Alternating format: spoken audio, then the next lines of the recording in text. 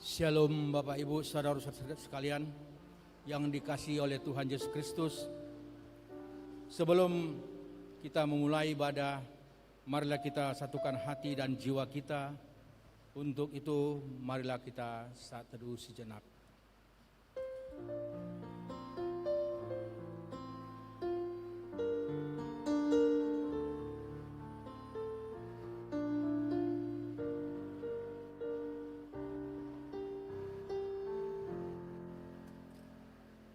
Untuk menyenangkan Tuhan, kita angkat Kidung Jemaat nomor 3 ayat 1 dan 2.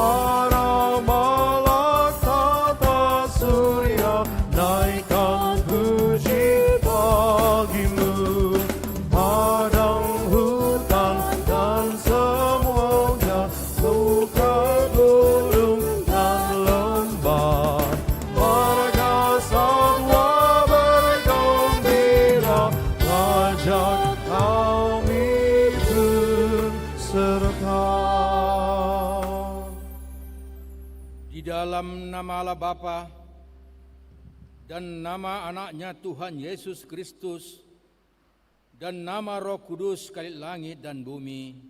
Amin. Demikianlah firman Tuhan. Marilah kepadaku semua yang letih lesu dan beban berat. Aku akan memberi kelegaan kepadamu. Pikulah yang kupasang dan belajarlah kepadaku. Karena aku lemah lembut dan rendah hati, dan jiwamu akan mendapat ketenangan. Haleluya. Haleluya. Haleluya.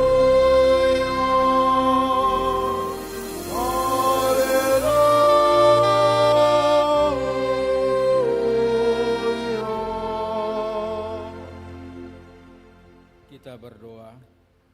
Ya Tuhan Allah Bapa kami yang di sorga, kasihanilah kami orang yang lemah ini. Engkau mengetahui bahwa musuh kami itu kuat, sehingga kami selalu dikalahkan oleh karena kelemahan kami. Oleh sebab itu, kami mohon kepadamu, kuatkanlah kami dan berilah kami kemenangan atas musuh-musuh kami, karena penderitaan anak-Mu yang Engkau kasihi, Tuhan Yesus Kristus Tuhan kami. Amin.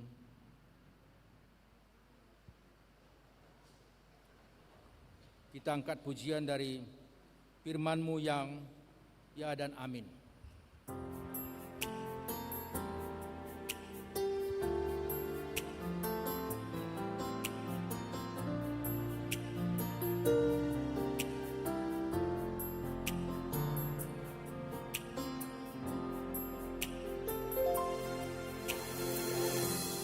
Firman-Mu ya dan amin.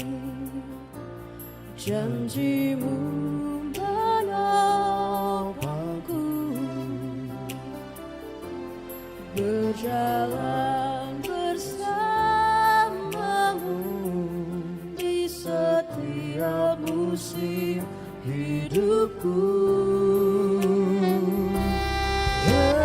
Yesus, aku cinta padamu. Yesus, tetaplah bersamaku.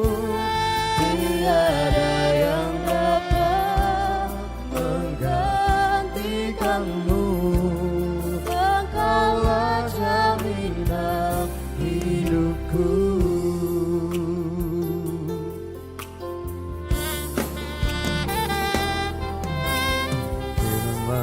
Firman-Mu ya dan amin, janji-Mu menopangku, berjalan bersamamu di setiap musim hidupku.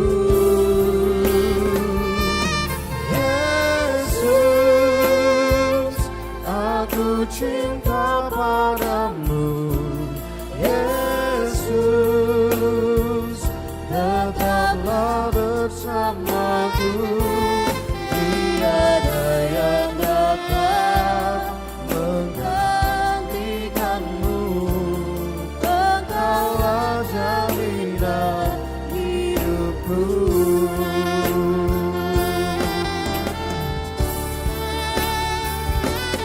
Yesus, aku cinta padamu. Yesus, tetaplah bersamaku. Tiada yang dapat menggantikanmu. Engkaulah jaminan hidupku. Tiada yang dapat menggantikanmu. Engkaulah jaminan hidupku.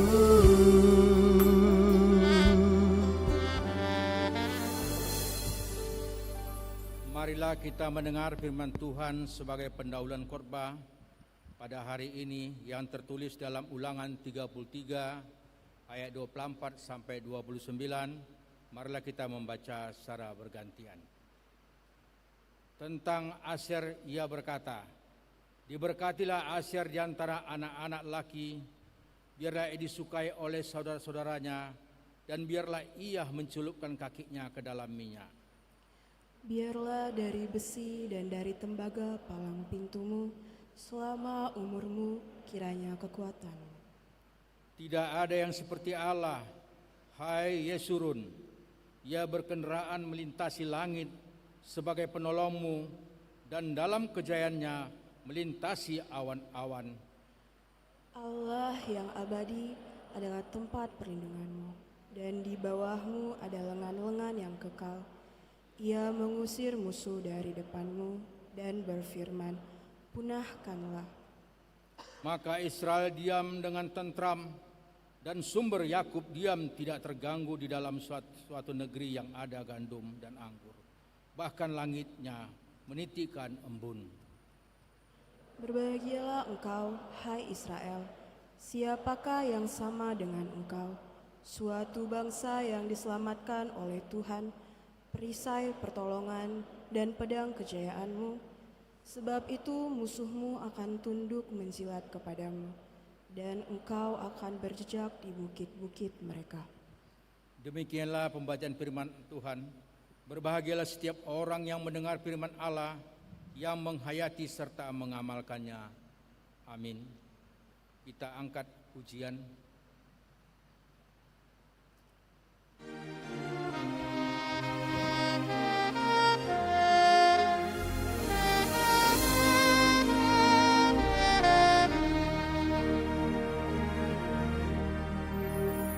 Datanglah ya sumber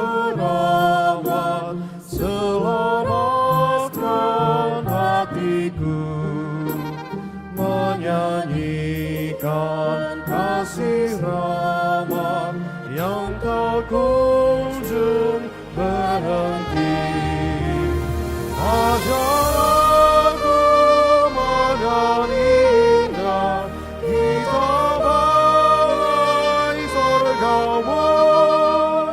Aku puji gunung kokoh, gunung pengasihanmu. Hingga kini ku selamat dengan kuat yang kau beri. Ku harapkan akan dapat sampai di negeri geni yang mana ringankan aku domba binal yang sesat untuk membela diriku di pikunya salib berat.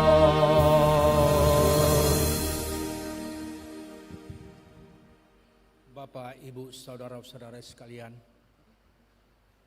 kemungkinan di dalam minggu ini ada rasa sakit hati kita, ada kebencian kita, ada tekanan di dalam kehidupan kita yang membuat kita berontak kepada sahabat, kepada orang tua, kepada keluarga, terlebih kepada Tuhan. Untuk itu, marilah kita mengaku dosa kita di hadapan Tuhan.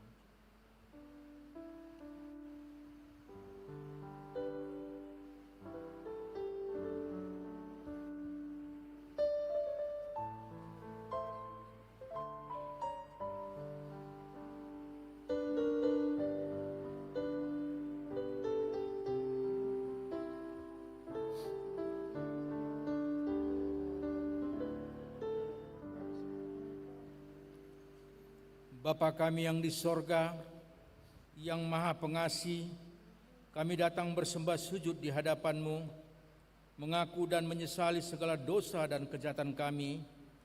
Tolong dan kasihilah kami, ampunilah segala kejahatan dan dosa-dosa yang kami perbuat di hadapan-Mu, oleh karena kasih anak-Mu Tuhan Yesus Kristus yang telah mengorbankan dirinya untuk menebus kami. Amin. Janji Tuhan tentang pengampunan dosa, demikianlah firman Tuhan yang mengasihi engkau. Biarpun gunung-gunung beranjak dan bukit-bukit bergoncang, tetapi kasih setiaku tidak akan beranjak daripadamu, dan perjanjian damaiku tidak akan terguncang. Segala kemuliaan bagi Allah di tempat yang maha tinggi. Amin. Marilah kita mendengar KOR PP GKPI.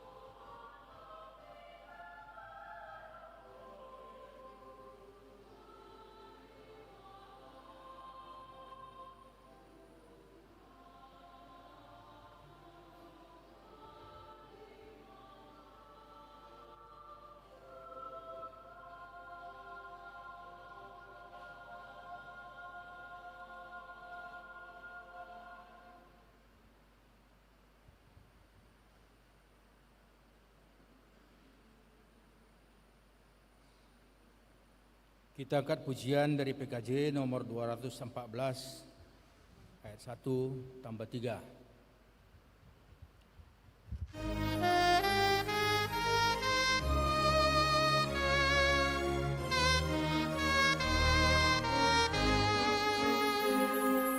Bahagia di hatiku, Yesus selamatkanku. Ku puji juru selamatku, aku disucikannya. Goncangan siapakah Yesus yang ku nyanyikan terus? Tuhan dan juru selamatku yang mahal bagiku. Yesus yang paling mulia, Raja yang maha besar, kasih karunia yang dapat dicurahkan padaku. Gerangan siapakah Yesus yang ku nyanyikan terus? Tuhan dan juru selamatku yang mahal bagiku.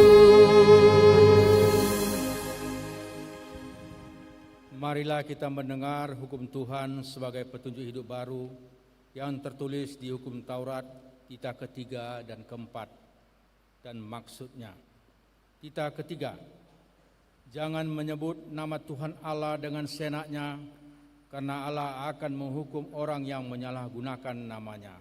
Maksudnya adalah kita harus takut serta kasih kepada Allah, sebab itu jangan mengutuki, mengumpat, memaki, guna-guna, berbohong, menipu dengan memakai nama Allah.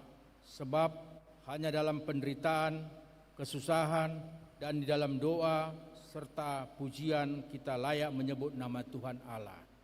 Tita keempat, ingat dan sucikanlah hari yang dikuduskan itu, lakukanlah segala pekerjaanmu di dalam 6 hari, tetapi pada hari yang ketujuh ialah Sabat bagi Allah Tuhanmu. Engkau tidak boleh bekerja pada hari itu, juga anakmu laki-laki atau perempuan, pembantumu laki-laki atau perempuan, ternakmu atau orang lain yang berada di tempat kediamanmu, sebab Allah menciptakan langit dan bumi dan segala isinya di dalam 6 hari. Kemudian ia beristirahat pada hari yang ketujuh, itulah sebabnya Allah memberkati itu dan mengkuduskannya. Maksudnya adalah kita harus takut serta kasih kepada Allah. Sebab itu jangan menganggap rendah akan ajaran dan firman Allah. Hendaklah kita menghormati dan mengkuduskan firman Allah, dan hendaklah kita tekun mendengarkan dan mempelajarinya. Sampai demikianlah. Ya Allah Bapa kami, berilah kami kekuatan untuk melakukan yang sesuai dengan hukum-Mu. Amin. Kita angkat pujian dari Kidung Jemaat nomor 406 ayat 1 tambah 3.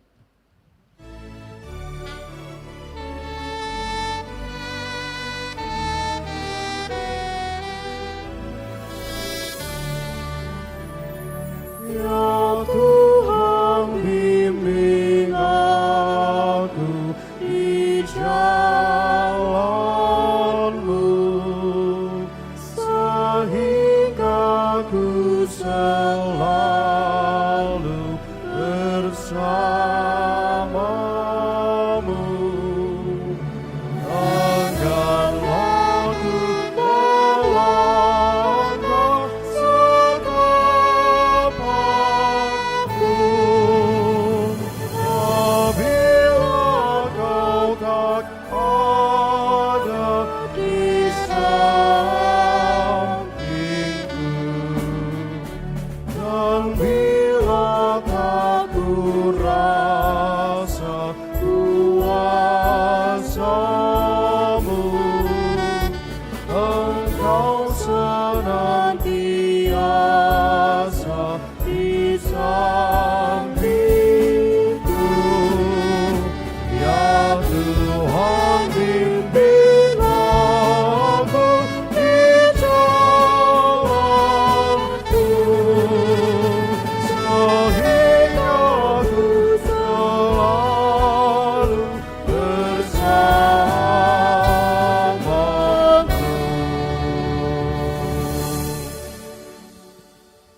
kita bersaksi dan mengikrarkan pengakuan iman kita bersama jemaat pada segala abad di seluruh dunia ini.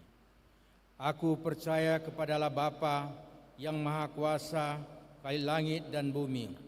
Aku percaya kepada Yesus Kristus, Anaknya yang tunggal Tuhan kita, yang dikandung daripada Roh Kudus, lahir dari anak darah Maria, yang menderita di bawah pemerintahan Pontius Pilatus, disalibkan, mati dan dikuburkan, turun ke dalam kerajaan maut, pada hari yang ketiga bangkit pula dari antara orang mati, naik ke surga, duduk di sebelah kanan Allah Bapa yang Maha Kuasa, dan akan datang dari sana untuk menghakimi orang hidup dan yang mati. Aku percaya kepada Roh Kudus, gereja yang kudus dan am, persekutuan orang kudus, kebangkitan daging dan hidup yang kekal. Amin. Untuk menyambut firman Tuhan, kita bernyanyi Hanya Dekat Allahku.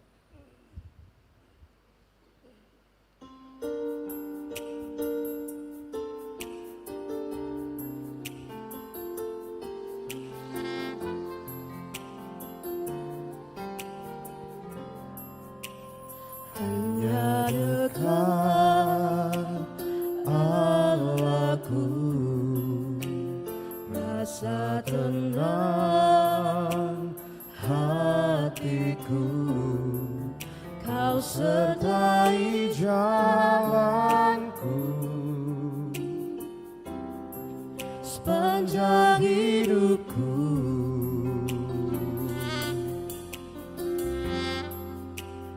Hanya dekat padamu ada kekuatan baru, Kaulah perlindunganku, keselamatanku.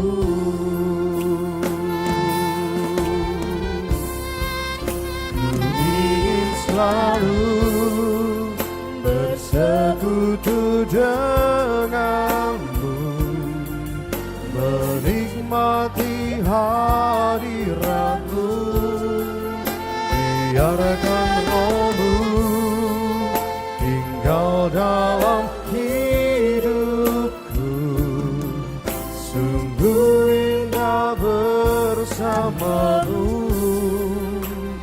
selamanya.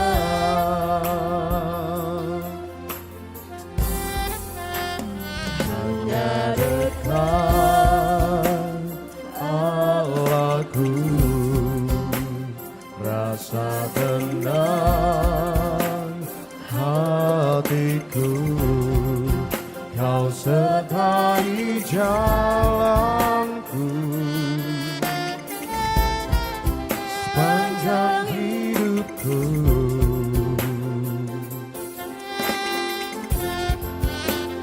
Hanya dekat padamu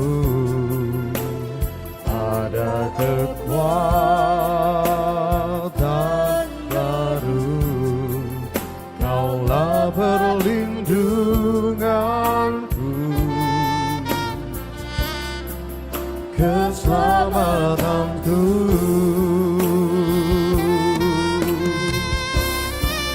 Ku ingin selalu bersekutu denganmu, menikmati hadiratmu, biarkan Roh-Mu tinggal dalam hidupku, sungguh indah bersamamu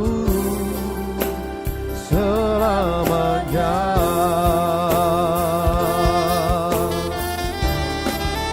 Ku ingin selalu bersekutu denganmu, menikmati hadiratmu, biarkan Roh-Mu tinggal dalam hidupku, sungguh bersamamu selamanya. Sungguh indah bersamamu selamanya.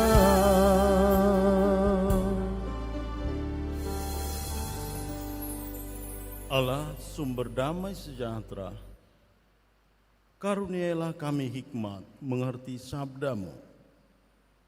Allah sumber kerahiman, hangatkanlah kami dengan cinta kasih-Mu, sehingga kami merasakan hadirat-Mu, dan berkuasalah Engkau di hati kami, sehingga pemberitaan firman ini memberkati dan membuat kami orang-orang yang berbahagia. Dalam nama Yesus kami berdoa, amin. Saudara-saudara, Bapak Ibu Jemaat Tuhan yang kekasih, kita membuka Alkitab kita sebagaimana sudah ditetapkan dari Injil Matius pasal yang ke-5. Ya, silakan buka handphonenya, silakan buka Alkitabnya, gadgetnya. Kita baca bergantian.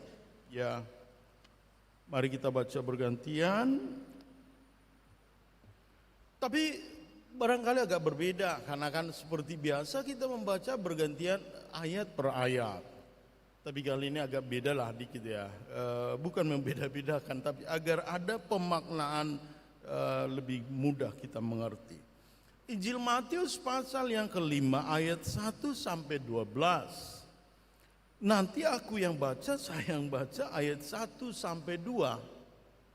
Lalu ayat 3 sampai ayat yang ke-10 kita bacanya responsoria, tetapi tidak ayat per ayat.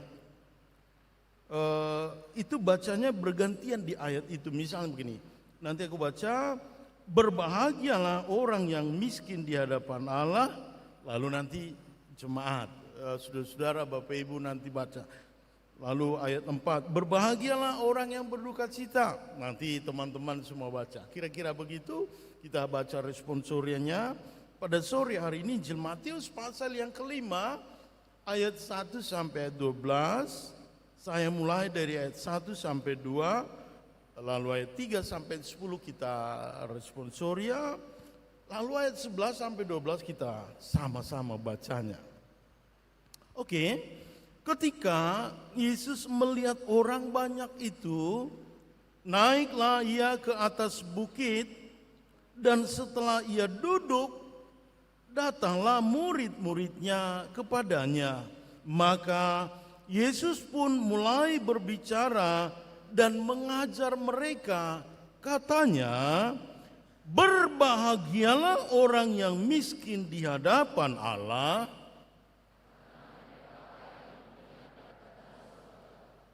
berbahagialah orang yang berduka cita. Berbahagialah orang yang lemah lembut. Berbahagialah orang yang lapar dan haus akan kebenaran. Berbahagialah orang yang murah hatinya. Berbahagialah orang yang suci hatinya. Berbahagialah orang yang membawa damai. Berbahagialah orang yang dianiaya oleh sebab kebenaran. Kita bersama, berbahagialah kamu jika karena aku kamu dicela dan dianiaya, dan kepadamu difitnahkan segala yang jahat. Bersukacita dan bergembiralah, karena upahmu besar di surga. Sebab demikian juga telah dianiaya nabi-nabi yang sebelum kamu. Amin. Saudara-saudara, hari ini tema relating nggak ya dengan kalian nanti? Saya berusaha buat relate, ya. Karena di temanya hidup berbahagia di dalam Tuhan, hidup berbahagia. kapan saudara-saudara membaca atau dengar lagu Jangan Lupa Bahagia? Ada lagu itu ya. Jangan lupa bahagia. Atau yang paling saya sering nyanyi ini lagu itu. Aku minta lagunya BCL. Kita mulai yang ingat bahagia yang gitu.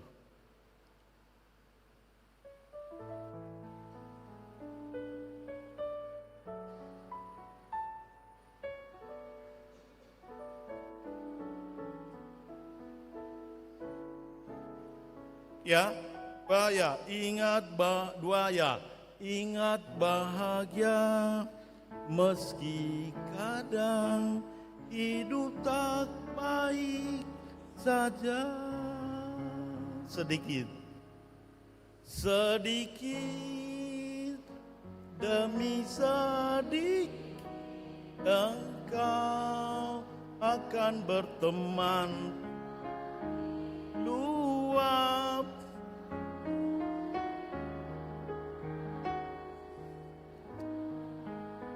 Ya, oke, kita ulangi lah direndahin sedikit bang, direndahkan sedikit satu. Ya, jangan takut lah lagu itu, kan lagu bagus itu. Ingat bahagia aja, jadi nggak usah dimulai dari awal lah. Ingat bahagia, oke ya. Dua go. Ingat bahagia meski kadang saja. Oke semua. Sedikit demi akan berteman pahit luap.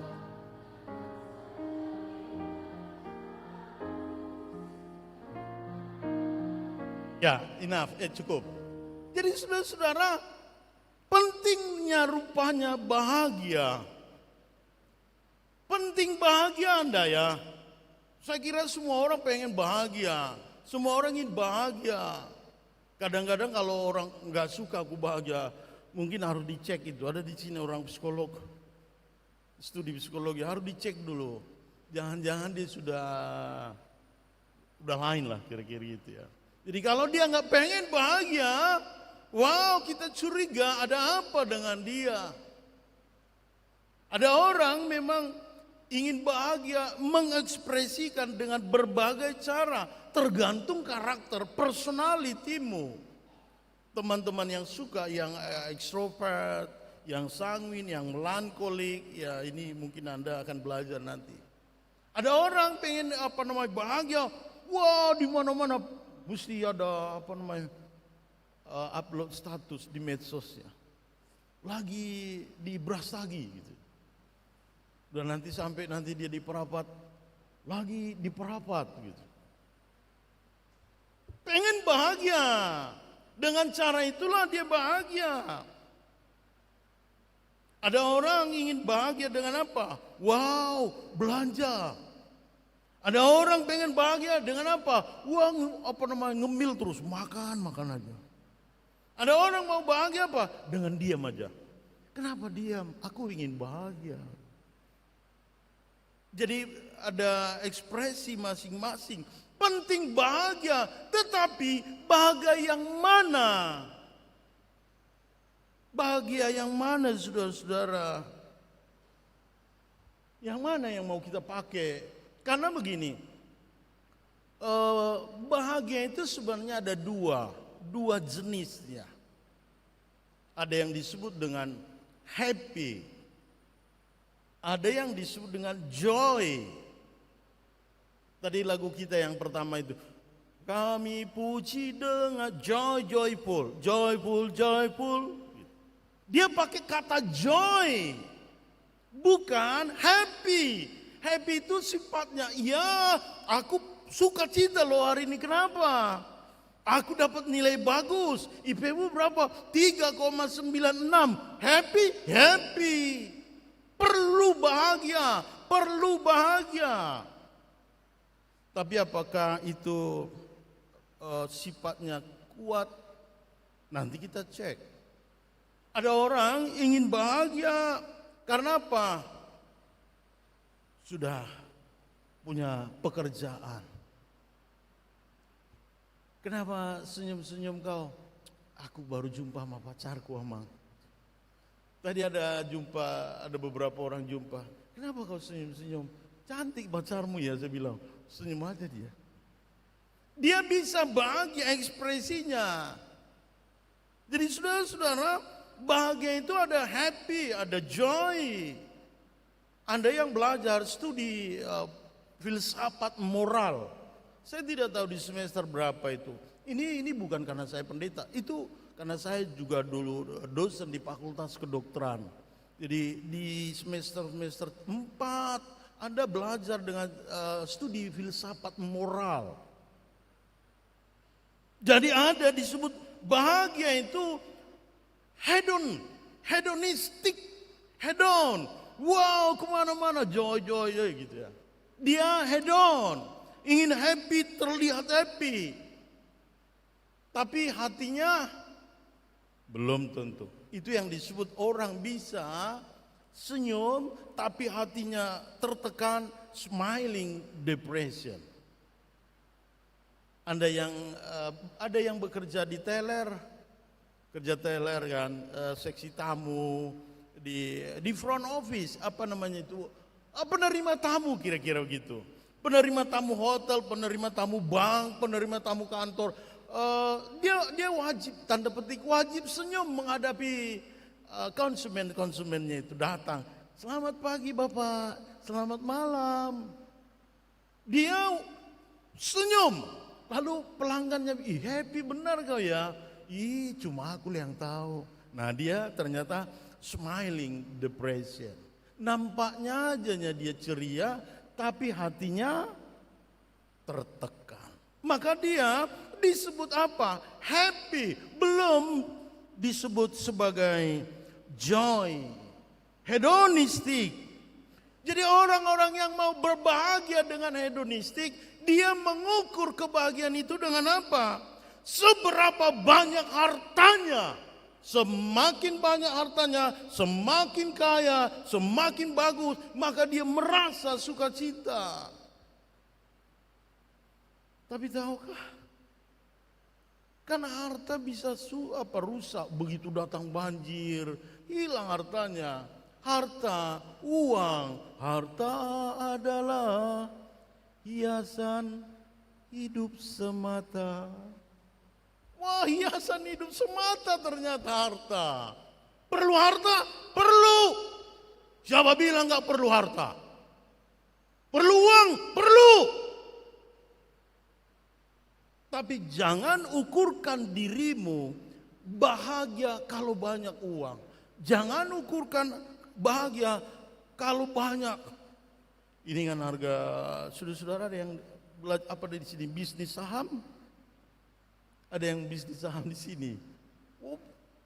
Harga emas kan sekarang 3 jutaan. Maka sahamnya naik terus naik. Keren, udah 3 juta loh. Nah habis anjlok saham. Sial kali. Ya. Maka dia happy. Karena apa? Karena sahamnya naik terus. Anda tahu ya, yang belajar ekonomi akuntansi biasanya tahu itu maksud saya. Jadi jangan ukur happymu dengan hartamu, kepemilikanmu. Boleh dong happy. Kenapa senyum? Pacarku cantik loh Mang. Ya happy lah.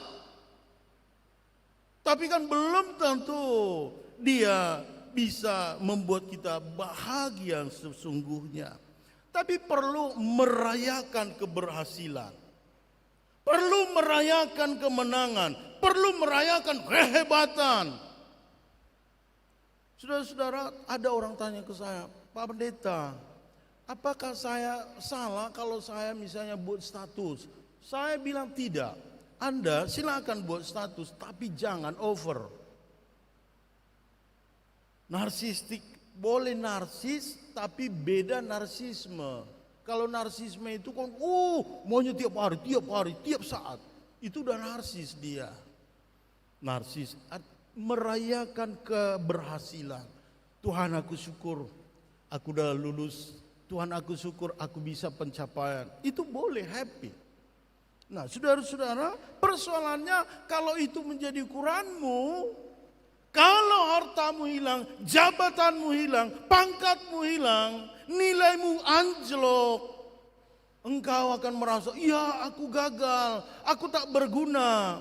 Ketika saudara-saudara menganggap dirimu tak berguna, maka di situ kita tergoda sekali menjadi putus asa. Penelitian psikoklinis menunjukkan itu. Merasa dia enggak berharga lagi aku, Pak Pendeta. Kenapa? Mamaku aja pun marah-marah.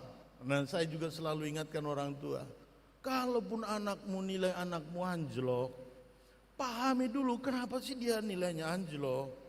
Jangan-jangan ada masalah. Oh iya, rupanya dia baru jatuh cinta. Kalau orang-orang jatuh cinta kan kadang-kadang mau nelfonnya kayak makan obat. Udah makan kau, Dik? Jumpa kita, Dik, gitu. Pagi, siang, sore. Nah, itu yang bisa kita pahami tentang happy. Lalu kebahagiaan arti yang kedua, ini yang relate dengan ajaran Yesus, disebut eudaimonia. Saudara-saudara, ini bukan bahasa Alkitab, bahasa studi filsafat. Anda yang belajar etika, ada yang belajar filsafat moral, nanti di kuliahmu akan berjumpa dengan ini. Eudaimonia yaitu apa? Pendirian yang teguh dalam melakukan suatu kebaikan walaupun dalam kondisi yang tidak baik. Pendirian yang kokoh melakukan yang mulia walaupun kondisinya tidak baik. Itu eudaimonia. Hebat anakmu ya. Kami para pendeta maukan bicara dengan orang tua. Hebat anakmu ya. Walaupun dia sakit kemarin, walaupun dia banyak masalah, bisa juga dia lulus dengan sangat memuaskan. Nah, dia eudaimonia. Kenapa? Ya, aku harus selesaikan kuliahku. Ya, aku harus selesaikan ini. Walaupun aku punya banyak problem. Ya, walaupun orang tuaku sakit. Walaupun uang kuliahku belum tentu. Itu eudaimonia, punya pendirian yang teguh. Ya, kuliahku ini harus selesai. Ya, keluargaku ini harus kuperjuangkan. Ya, istriku ini harus kuperjuangkan. Dia memiliki pendirian yang teguh. Itu eudaimonia. Jadi ketika dia sudah melewati fase itu, maka dia disebut joy, bersukacita. Maka dirayakan. Terima kasih Tuhan, walaupun mamaku sakit-sakit, aku bisa selesai kuliahku. Itu joy. Saudara-saudara, eudaimonia itu mendorong kita menyadari siapa kita. Who am I? Siapakah aku? Siapakah aku ini Tuhan? Siapakah aku? Ya, aku seorang mahasiswa. Ya, aku seorang pendeta. Aku kan pendeta. Pengennya sih mau makan ini. Aku kan pendeta, pengennya mau ke sana, ke sana. Tapi ketika aku sadar bahwa aku pendeta, ini tidak boleh kulakukan. Ya, aku sadar bahwa aku sebagai seorang ayah, ketika aku pengen ini, ya harus kutahan. Itu eudaimonia. Karena pengennya kan jalan-jalan tiap hari. Putri saya tadi pagi terlambat bangunnya. Kenapa? Dia selalu bilang gini, pengen kali loh aku Pak, kan Senin sampai Sabtu kerja. Jadi hari Minggu aku mau tidur lah. Pengennya dia tidur satu hari itu, bayangkan. Tapi aku bilang, kau lupa. Kapan kau akan bersyukur? Iyalah. Jadi akhirnya tadi pagi dia telat. Tadi pagi saya berkhotbah di sini sampai jam 10. Tapi dengan khotbah yang berbeda-beda lah. Ya, tadi ada sedikit percakapan dengan Amang Pendeta kita, Amang Pendeta Lubis. Saya tidak tahu flyernya, apakah memang pendeta Lubis atau saya pendeta Estomihi, saya tidak tahu, saya tidak baca tadi. Jadi saudara-saudara, orang harus sadar dulu, ya aku mahasiswa, sadar diri. Sesudah itu dia melakukan apa yang dimaksud dengan kesadaran itu. Nah itu pengantar bahwa bahagia itu ada syaratnya, ada maknanya, ada artinya. Jadi dengan pemahaman itu kita mulai masuk pada khotbah Yesus, ajaran Yesus.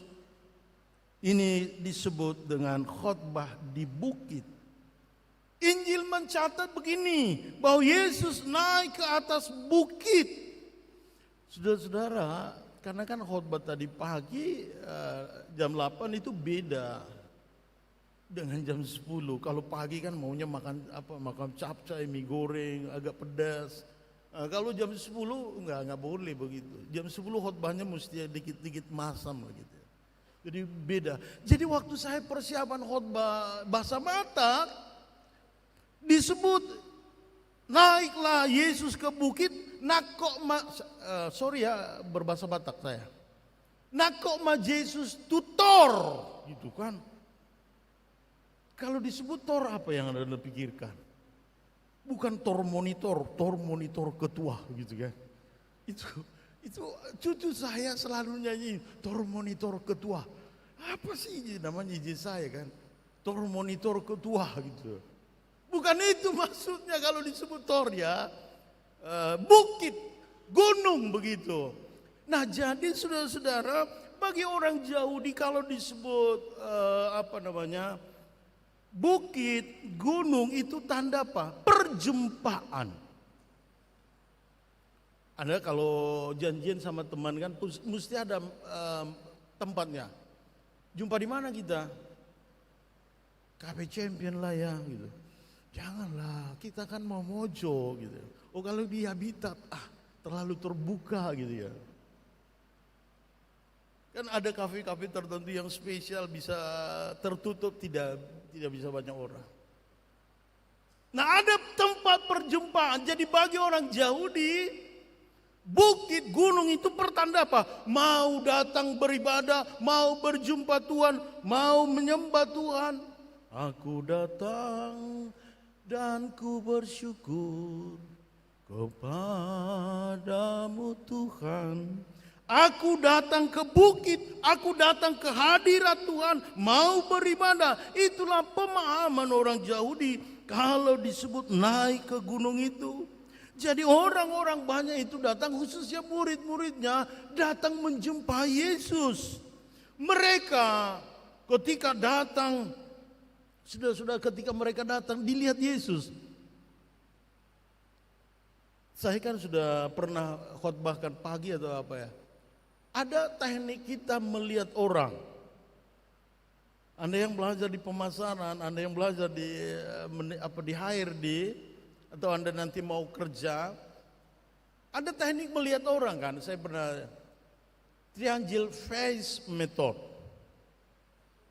Triangle face method. Jadi kita bisa memberi efek positif kepada orang ketika kita melihat dia. Jadi saudara-saudara kalau mau melamar kerja, pelajari triangle face method. Jadi nanti yang akan menyambutmu itu dia nyaman denganmu. Berdoa, Tuhan aku nih berangkat. Nah jadi waktu itu Yesus melihat mereka. Saya mau bantu. Kalau misalnya saya sebagai kepala bank, nggak usahlah bank, ya bukan dirut lah, bank, sebuah bank. Nah jadi saya kan punya ruang khusus, bisa ruang kaca, bisa melihat orang. Nah ketika banyak orang datang pakai dasi, pakai jas, pakai tas, cantik-cantik, ganteng-ganteng. Oh ini. Nah ketika saya melihat mereka, saya akan melihat yang datang itu sebagai apa? Investasi. Oh mereka pasti bawa uang. Bisa ya. Nah nanti Anda yang ke kafe misalnya, kan kita kalau ke kafe gitu ada orang-orang apakah semua kafe begitu? Saya biasanya kalau udah masuk kafe pasti ada yang nyambut gitu ya. Selamat pagi Bapak. Nah, dia pasti senyum dengan kita. Kenapa dia senyum? Karena apa? Oh, ini yang datang ini pasti bawa duit dong. Gitu ya. Jadi orientasinya, matanya itu melihat orang, motivasi, investasi. Jadi itu dulu.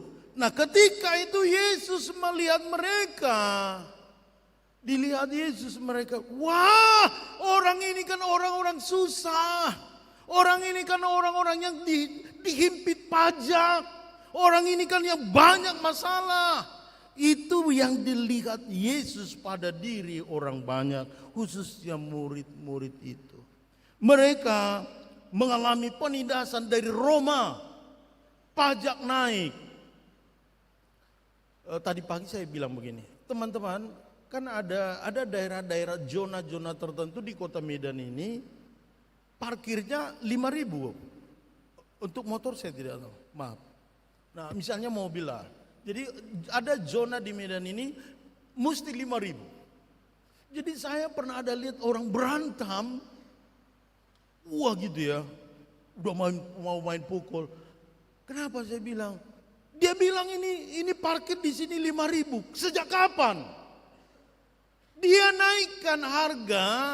Kan daerah tertentunya itu, misalnya di Kesawan, kalau kita mojok duduk di Kesawan malam-malam kan nyaman itu. Nah, jadi kalau di situ pajaknya parkirnya mahal.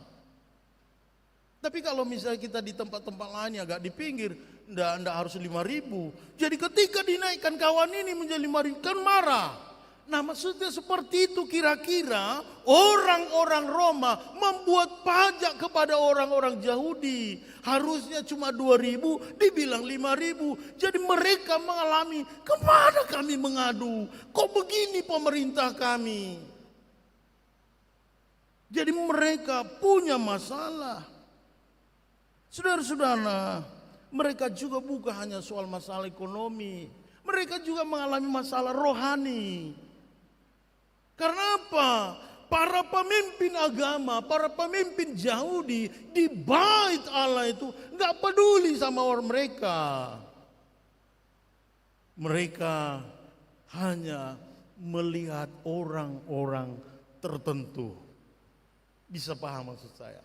Itu makanya ada joke ya kan? Ini joke ya. Saya ini canda orang, tapi saya sebenarnya tersinggung. Para pemimpin agama waktu itu kira-kira begini. Dame madihamu, apa lanjutannya? Dame madihamu, heping madihami, gitu maksudnya. Jadi kalau orang yang datang itu miskin, nggak usah lah, ini nggak ada uangnya, ini ngapain capek-capek aku neman ini, capek-capek habis uang. Wah gitu kira-kira saudara-saudara. Jadi mereka mengalami masalah ekonomi, juga mengalami rohani. Tuhan kami mau mengadu kemana? Aku punya masalah ini, siapa yang dengar aku? Nah, ada lagi Tuhan yang peduli. Jadi ketika Yesus dijumpai mereka, Yesus lihat, oh ini punya masalah. Maka Yesus katakan, berbahagialah. Dalam kondisi begitulah orang-orang banyak itu, khususnya murid-murid itu, Yesus katakan berbahagialah. Itulah ayat 3 saudara-saudara. Yesus berkata kepada mereka, makarioi, berbahagialah orang yang miskin di hadapan Allah, karena mereka lah yang punya kerajaan surga. Saudara-saudara, pada masa itu begini, orang diukur dari orang berharga kalau banyak hartanya. Orang berharga kalau dia punya jabatan. Jadi pola itu dibuat oleh Yesus. Tidak apa-apa kalau kau pun miskin. Saudara-saudara, kan saya pernah ingatkan, ada orang lahir miskin, mati miskin. Jika engkau lahir miskin, itu bukan salahmu. Ada orang lahir miskin, mati miskin. Sedih kita di situ, saudara-saudara. Tapi kita harus memperbaiki diri kita. Ya benar, saya lahir miskin, tapi saya akan mati terhormat, mati kaya. Maka bekerja, maka berusaha. Kan begitu. Ada orang lahir miskin, mati miskin. Woi malang dong, saudara-saudara. Kasihan deh. Udah papahnya capek-capek, dia tuh terus miskin. Nah ada orang lahir miskin, ya mati kaya, hebat. Ada yang paling malang juga, lahir kaya, mati miskin. Ini orang gak bertanggung jawab ini. Sudah dikasih berkat, sudah kasih ini, ogah-ogah saja. Nah saudara-saudara, masa itu orang-orang miskin direndahkan. Enggak dianggap masyarakat, enggak dianggap penting. Maka Yesus katakan kemiskinan rohani. Ya benar, kita bisa miskin, tetapi rohani kita bisa menguatkan kita. Orang-orang yang miskin itu begini maksudnya, Tuhan, aku memang punya harta. Tuhan, aku memang punya ini. Tetapi kalau engkau tak memberkati rumahku, kalau engkau tak memberkati hidupku, maka ini semua sia-sia. Dia menggantungkan hidupnya kepada kasih karunia Tuhan. Saudara-saudara, itu yang dimaksudkan orang yang miskin. Ada orang bisa pintar. Maka saya bilang orang-orang ateis gitu kan pintar, tapi miskin rohaninya.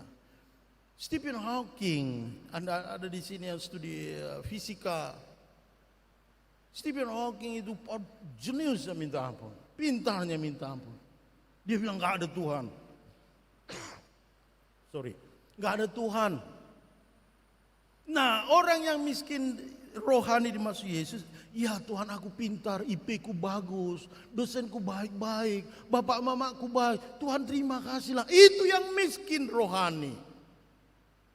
Maka orang-orang yang seperti itu disebut Yesus, berbahagialah. Oh ini sudah habis waktu ya. Jadi sudah saya mau singkat lah kalau gitu. Yang kedua disebut Yesus, berbahagialah orang yang berduka cita. Berduka cita itu apa? Kehilangan, itu dulu prinsipnya. Kehilangan ayah, kehilangan ibu, kehilangan kekasih. Jadi prinsipnya orang yang berduka cita itu kehilangan. Tetapi maksud Yesus waktu itu begini. Masa itu karena pemerintahan Roma sangat menderita masyarakat itu, maka mereka menjadi orang susah. Ya kasihan. Saya kasih contoh yang praktis lah. Waktu Desember kemarin, saudara-saudara, waktu musim banjir di kampung di Toba, di Tapanuli, di Tapsel itu. Jadi saudara-saudara, ketika kita melihat mereka mengalami bencana itu, maka kita bilang, iya, siapa yang menolong mereka Tuhan? Siapa yang menolong mereka? Siapa yang memberi mereka baju? Siapa yang memberikan mereka makanan? Di mana orang-orang? Di mana pemerintah? Kok nggak ada yang menolong? Itu yang berduka cita. Ini kenapa pohon, kenapa hutan ditebang? Kenapa mereka begitu? Nah itu yang berduka cita. Saudara-saudara, itu nggak related banget dong sama kami pendeta. Ada yang related. Gini, data CNBC News, saya kan pernah bilang, saya beberapa kali membaca koran yang online itu. CNBC News 29 November. Catat bahwa tingkat pengangguran di Indonesia, pengangguran sarjana ya. Pengangguran sarjana di Indonesia berapa juta? Ayo googling sebentar. 7,28 juta orang. Pengangguran di Indonesia itu, tingkat pengangguran sarjana 7 juta. Jadi saya bilang gini, Tuhan sakit kali loh pengangguran. Mereka bisa bunuh diri Tuhan. Itu orang yang berduka. Saya berduka cita dengan itu. Bisa ya, kalau lagunya apa namanya, sudah pahamkan sejauh ini. Ijitab ya, Brigita. Sudah paham maksud saya? Orang berduka cita itu bukan kematian semata. Tapi bisa orang merasa kehilangan semuanya. Di mana Tuhan? Ada orang korupsi sampai miliaran rupiah. Tuhan di mana? Kami pengangguran ini makan saja susah. Mereka korupsinya bisa miliaran rupiah. Berduka cita kita dengan bangsa ini. Seperti itu maksudnya saudara-saudara. Jadi disitulah ketika Anda memperjuangkan agar dirimu nanti, kalaupun engkau pejabat, kalaupun engkau punya kuasa, tidak mau melakukan korupsi, engkau berbahagia. Siapa bilang gak digoda? Wah, ketika Anda punya jabatan nanti, wah, enak loh digodain. Macam-macam lah. Dikasih duit lah, dikasih fasilitas lah. Tapi ingat tadi saya bilang, eudaimonia itu apa? Sadar diri. Iya, aku kan hamba Tuhan. Iya, aku anak Tuhan. Aku anak gereja.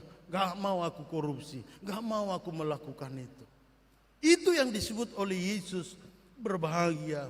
Jadi saudara-saudara, kita mau didorong bahwa orang-orang yang bergantung, yang punya kerohanian, yang miskin itu memiliki ketulusan hati, memiliki kesucian hati, dan mau membawa damai.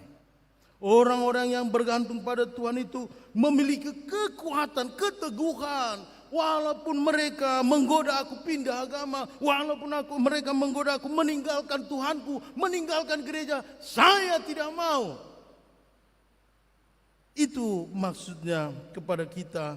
Maka dalam keteguhan hatimu, dalam keteguhan pendirian, kita bisa mendapat kekuatan. Saya mau mengundang kita, boleh saya dibantu bernyanyi? Memang nanti kita nyanyikan itu sama pemain keyboard sebentar. Mungkin mereka Richard. Ya, di acara itu ada acara nomor 13. Mana memang pemain musik? Saya tadi lupa menginfo. Ayat 3 ya. Oke, ya. Acara nomor 13 sama. Ya, ku berbahagia. Ayat 3. Kita nyanyi ya, biar relate bagi kita lagu ini dengan khotbah ini.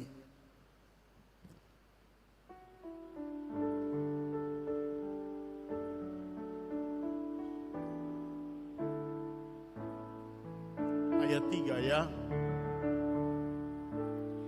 Aku serahkan diri penuh dalam Tuhan, hatiku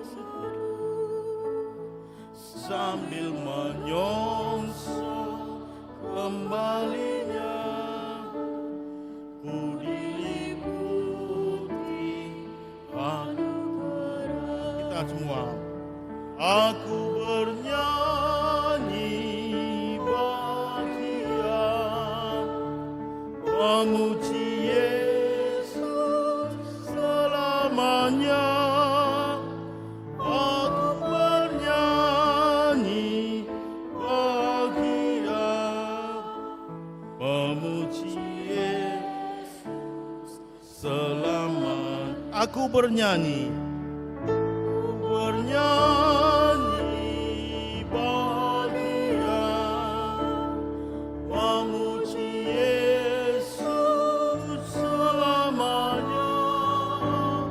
Aku bernyanyi bahagia, memuji Yesus selamanya. Jadi saudara-saudara, khotbah Yesus, ajaran Yesus itu juga itu yang diserukan kepada kita. Kita mau happy, kita mau joy, kita mau berbahagia. Tetapi ada syaratnya sudah disebut oleh Yesus, keteguhan hati. Aku menyerahkan, aku miskin rohani Tuhan, aku butuh Kau Tuhan, berkatilah aku Tuhan, tolonglah aku. Aku menyerahkan hidupku kepadamu. maka aku berbahagia. Itu yang diserukan saudara-saudara. Dan ketika ini khotbah ini disebut, ini adalah gereja kita, tempat berjumpa dengan Tuhan, tempat gunung itu, Allah hadir, dan saudara-saudara kita semua hadir. Datanglah ke gereja ini, bawalah pergumulanmu, bawalah. Maka saudara-saudara, kalau Anda nanti membawa persembahan, jangan Anda pikir itu hanya untuk melemparkan uangmu itu. Jangan Anda pikir hanya untuk menyerahkan uangmu saja. Jangan begitu. Ketika saudara-saudara membawa persembahanmu, itu adalah dirimu sendiri. Itu adalah hidupmu sendiri. Jadi jangan pikiran kita, oh aku hanya ngantar uang. Tidak begitu. Maka saudara-saudara, ketika Anda akan mengumpul persembahan misalnya, Tuhan, tahu kau Tuhan, mamaku sedang sakit. Tuhan, aku sekarang membutuhkan uang kuliah. Tuhan, aku sekarang pengangguran. Tuhan, aku masih ini. Jangan takut. Karena itu adalah buah dari pergumulanmu. Persembahan itu adalah diri kita yang kita serahkan. Maka ketika kita menyerahkan dengan penuh, dengan ketergantungan, dengan kemiskinan rohani, maka kita menjadi orang berbahagia. Saudara-saudara, itulah yang diinginkan oleh Tuhan. Karena dasarnya, prinsipnya adalah miskin rohani. Aku menyerahkan persembahanku ini ya Tuhan. Tuhan tahu aku gak bisa, bagaimana aku ini, memang aku baru memulai uang kuliah. Saya tidak tahu apakah aku bisa menyelesaikan kuliahku tahun ini. Saya juga tahu saudara-saudara, anak-anak saya kuliah. Saya mengerti. Allah mengerti. Allah mengerti. Allah peduli. Datanglah pada Tuhan, ke gunung Tuhan itu. Bawalah persembahanmu, bawalah persoal pergumulanmu itu, bawalah juga luka batinmu itu. Kita banyak mengalami luka. Saudara-saudara, saya banyak jemaat. Kenapa tidak ada orang banyak sekarang perempuan gak mau menikah di atas 30 tahun? Karena luka. Kenapa begitu nak? Saya bilang, tahu Amang, aku takut loh Amang menikah. Kenapa? Mama bapakku berantem terus, pukul-pukulan loh Amang. Jadi aku takut nanti suamiku laki-laki itu memukuli aku. Gak mau aku terluka. Bawalah itu. Itu sebabnya gereja ini ada kotak doa kan. Pendeta kita, pendeta Amang, pendeta Lubis selalu membuat kesempatan. Kalau ada masalahmu doakan, datanglah ke konsistori Amang, doakan dulu saya. Itu gunanya saudara-saudara datang bergereja, datang ke bait Allah ini. Agar Tuhan menolongmu, meneguhkanmu. Dan engkau menjadi anak Allah yang berbahagia. Amin, kita berdoa. Bapa, terima kasih. Demikianlah engkau menjanjikan janji berkat-Mu itu. Karena engkau adalah Allah sumber damai sejahtera itu. Maka siapapun kami sekarang, lihatlah kami. Kami membawa sukacita kami. Kami membawa juga persoalan kami, pergumulan. Lihatlah hati kami yang terdalam ya Tuhan. Jamalah kami. Kuasai kami dengan roh-Mu yang kudus itu. Agar ketika pencobaan, rasa putus asa itu datang, Engkau menghibur kami bahwa kami adalah orang yang berbahagia. Diberkatilah kami Tuhan yang datang membawa sukacita, membawa hidup kami. Terimalah kami Tuhan dan diberkati. Saudara-saudara kami yang datang membawa masalah, membawa pergumulan hidup, mungkin juga mengalami persoalan ekonomi, agar di masa-masa awal semester, di masa awal-awal tahun ini Tuhan, Engkau mencukupkan kami dengan keuangan, agar perkuliahan yang akan kami jalani dapat berjalan baik, agar bisnis kami, usaha kami dapat jalani dengan baik. Jika ada di antara kami Tuhan yang sampai saat ini sangat terluka oleh banyak masalah itu, hiburkanlah dengan damai sejahtera. Diberkatilah kami semua. Biar kami datang membawa masalah, biar kami membawa pergumulan, biarlah kami datang membawa dosa, tapi pulang dengan berkat bahwa kami adalah orang yang berbahagia. Dalam nama Yesus kami berdoa. Amin. Oke, saya agak capek juga. Kita nyanyi untuk persiapan kita untuk persembahan. Oke.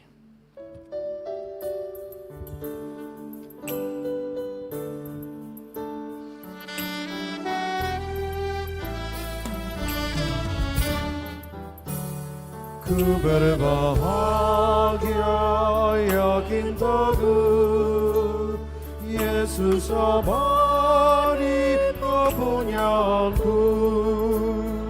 Aku warisnya, ku ditebus, ciptaan baru Roh Kudus. Aku bernyanyi bahagia, memuji Yesus selamanya. Aku bernyanyi bahagia, memuji Yesus selamanya. Pasrah sempurna, nikmat penuh, suka surgawi melimpah itu. Lagu malaikat amat merdu, kasih dan rahmat besertaku. Aku bernyanyi bahagia, memuji Yesus selamanya. Aku bernyanyi bahagia, memuji Yesus selamanya. Aku serahkan diri penuh, dalam Tuhanku hatiku teduh, sambil menyongsong kembalinya, ku diliputi anugerah. Aku bernyanyi bahagia, memuji Yesus selamanya. Aku bernyanyi bahagia, memuji Yesus selamanya. Oke, kita sekarang mempersiapkan diri untuk memberi persembahan kudus yang terbaik untuk Tuhan. Inilah firman Tuhan. Hendaklah masing-masing memberikan menurut kerelaan hatinya, jangan dengan sedih hati atau karena paksaan. Sebab Allah mengasihi orang yang memberi dengan sukacita. Dan Allah sanggup melimpahkan segala kasih karunia kepada kamu, supaya kamu senantiasa berkecukupan di dalam segala sesuatu, dan malah berkelebihan di dalam pelbagai kebajikan. Amin.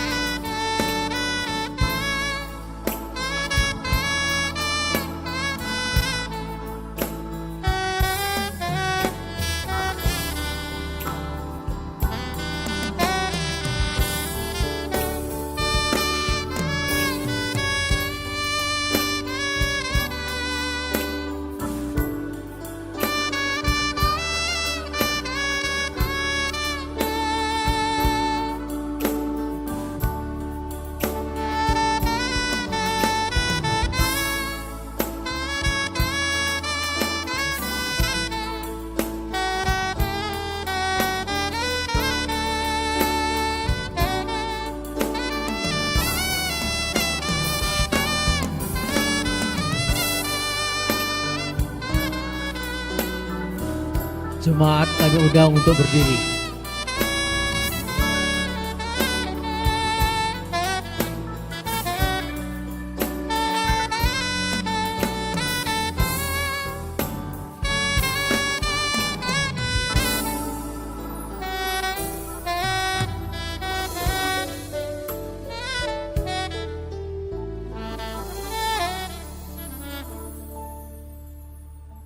Ya Allah, Bapa kami yang di surga, kami mengaku dengan setulus hati, Engkaulah sumber segala berkat dan karunia.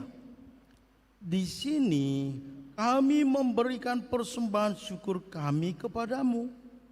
Terimalah persembahan umat-Mu dan berkatilah menjadi alat kesaksian, persekutuan, dan pelayanan jemaat-Mu ini. Jadikanlah hidup kami persembahan yang berkenan kepadamu, dan pakailah hidup kami untuk turut menghadirkan tanda-tanda kerajaan-Mu di seluruh dunia ini, kasih, keadilan, dan damai sejahtera, sukacita.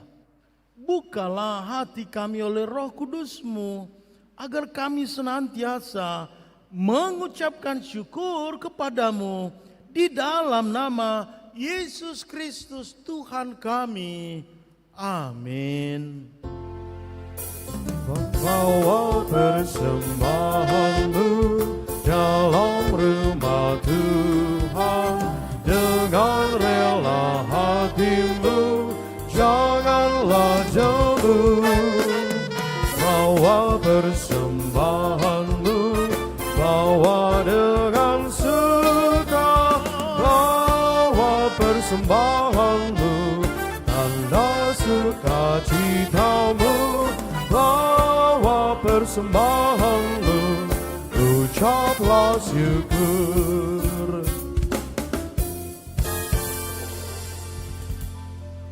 Bapa kami yang di surga, dikuduskanlah namamu. Datanglah kerajaan-Mu, jadilah kehendak-Mu di bumi seperti di surga. Berikanlah kami pada hari ini makanan kami yang secukupnya, dan ampunilah kami akan kesalahan kami, seperti kami juga mengampuni orang yang bersalah kepada kami. Dan janganlah membawa kami ke dalam pencobaan, tetapi lepaskanlah kami dari yang jahat. Karena Engkau punya kerajaan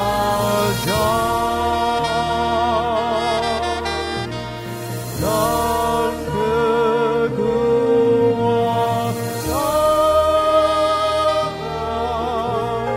dan kemuliaan sampai selama-lamanya.